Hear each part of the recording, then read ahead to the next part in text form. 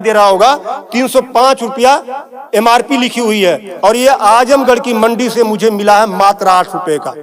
कितना percent commission आप खा रहे हो? ये ऐसा क्यों है? इस पे भी चर्चा होती है। ये देखिए आईबी सेट है जिसके माध्यम से ग्लूकोज ब्लड वगैरह चढ़ता है शरीर में, इसे कहते हैं आईबी सेट। इस पे जो एमआरपी लिखी हुई है वो 198 और यहाँ आप देख सकते हैं 198 रुपए की ये आईबी सेट मुझे पड़ी है मात्र 12 रुपए की। फिक्स्टर वीगो सेट लगाने के बाद जो उस पर टेप लगाया जाता है यह मुझे पड़ी है 6 से 7 रुपए की और इस पे एमआरपी 71 रुपया 50 पैसा। यहां भी आप देख सकते हैं। मैं इसलिए आपके बीच आया हूं। इसी प्रकार से बहुत सारे हजारों 2-3 हजार दवाएं ऐसी हैं जो 100 रुपए की दवा है 3000 की बिकती है। बाइकिल धागा जब आपका ऑपरेशन होता है जिससे आपका सिला जाता है वह 150 रुपए का आता है, उसकी एमआरपी 1045 रुपया आप यहां देख सकते हैं। उसी प्रकार से लंग एक्सरसाइजर 150 रुपए का आता है जिसका प्रिंट रेट है 690 रुपया। बुखार में जो पैरासीटामॉल की जो बोतल आती छोटी सी वह 50 रुपए की आती है और उसकी एमआरपी यहां आप देखें एमआरपी 522 रुपया है। कमर की बेल्ट जो 100 रुपए की आती है उसे 500, 600, 700 रुपया प्रिंट। और तो और जब किसी की हड्डी टूटती है तो जो राड पड़ता है, राड अधिकतम रेट राड का 500 से लेके 1500 रुपया तक, अलग अलग वैरायटी है 500 से 15 तक, लेकिन आपको 5000 से 20,000 रुपया 25,000 रुपया चार्ज किया जाता है। आपके दिमाग में आ रहा होगा कि अरे भाई डॉक्टर लगा रहे हैं तो उसको देखिए, डॉक्टर जब आप अस्पताल में भर्ती होते हैं तो बेड चार्ज अलग, नर्सिंग चार्ज अलग, जांच की फीसें अलग, वो सब चीजें करने के बाद 1500 रुपए की चीज खरीद कर आप 20-20 हजार का बेच रहे हो। तब मैं आपके बीच कहने आया हूं कि साथियों उसी प्रकार से बहुत सारी दवाई हैं। 100 रुपए की दवा, एक दवा मैं देखा ला नहीं पाया उसको, 100 रुपए की दवा उसकी एमआरपी 2000 रुपया लिखी हुई थी। हजारों दवाइयां हैं आपके साथ, आपको लूटने का काम कर रहा है। मुद्दा ये नहीं है, मुद्दा ये नहीं है कि इस पे 305 का प्रिंट छपा हुआ है।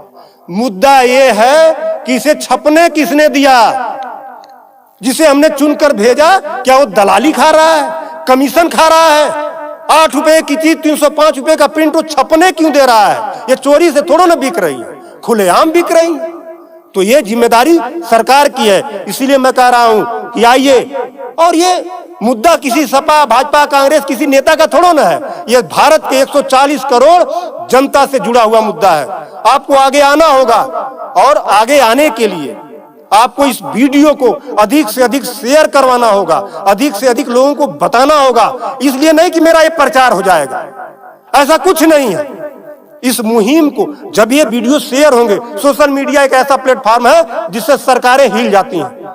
आज मैं इस चीज को लेकर आया हूं, यह जनता से जुड़ा हुआ मुद्दा है। जब आप मेरी इस बात को, जनता की इस आवाज को अपने इलेक्ट्रॉनिक गैजेट्स के माध्यम से आगे बढ़ाने का काम करेंगे, निश्चित रूप से सरकारें डरेंगी। और मैं तो कहता हूं सरकारों को जनता से डरना चाहिए, जनता को सरकारों से नहीं डरना चाहिए।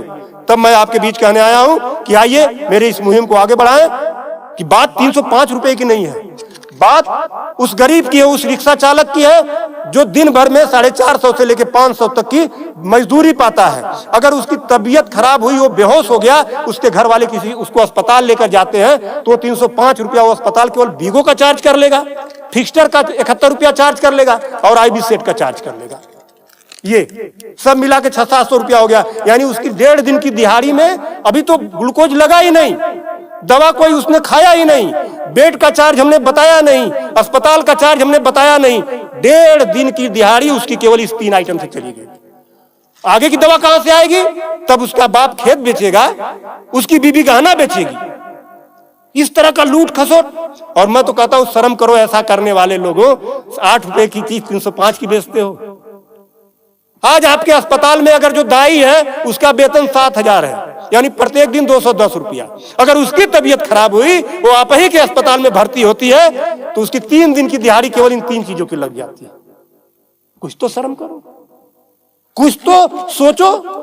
स्वास्थ्य, शिक्षा, सेवा का क्षेत्र है, लेकिन आपने इसे लूट का अड्डा बना दिया है। सरकारों के मिली भगत से ऐसा हो रहा है। तो मेरा निवेदन है आप लोगों से कि इस वीडियो को अधिक से अधिक शेयर करें ताकि